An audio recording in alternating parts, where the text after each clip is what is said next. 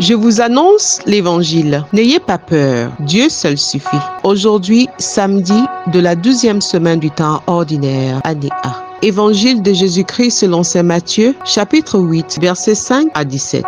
En ces temps-là, comme Jésus était entré à Capharnaüm, un centurion s'approcha de lui et le supplia. « Seigneur, mon serviteur est couché à la maison, paralysé, et il souffre terriblement. » Jésus lui dit, « Je vais aller moi-même le guérir. » Le centurion reprit, « Seigneur, je ne suis pas digne que tu entres sous mon toit, mais dis seulement une parole et mon serviteur sera guéri. Moi-même qui suis soumis à une autorité, j'ai des soldats sous mes ordres. À l'un je dis va et il va. À un autre viens et il vient. Et à mon esclave fais ceci et il le fait.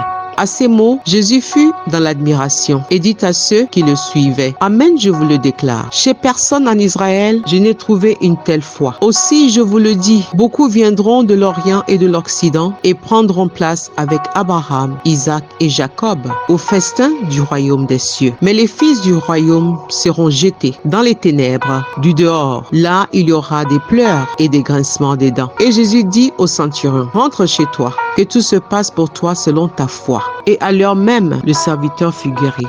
Comme Jésus entrait chez Pierre dans sa maison, il vit sa belle-mère couchée avec de la fièvre. Il lui toucha la main et la fièvre la quitta. Elle se leva et elle le servait. Le soir venu, en présentant à Jésus beaucoup de possédés, d'une parole, il expulsa les esprits et tous ceux qui étaient atteints d'un mal, il les guérit pour que soit accomplie la parole prononcée par le prophète Isaïe. Il a pris nos souffrances, il a porté nos maladies.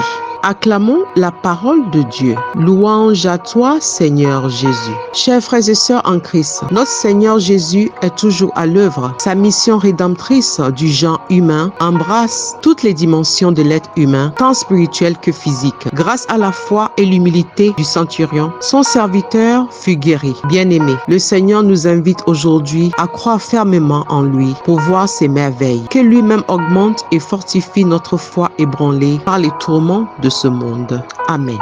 Que cette parole de foi et de confiance nous soutienne tout au long de cette journée. Amen. Méditation proposée par Raymond Justin Aivi, SVD, de la paroisse Saint-Augustin d'Amoutiévé, dans l'archidiocèse de Lomé. Nous souhaitons bonne fête à tous ceux et celles qui célèbrent un événement heureux en ce jour. Et à tous ceux et celles qui traversent des moments difficiles, nous vous disons courage et heureuse espérance en Dieu. Que Dieu Tout-Puissant nous bénisse et nous garde, au nom du Père et du Fils et du Saint-Esprit. Amen.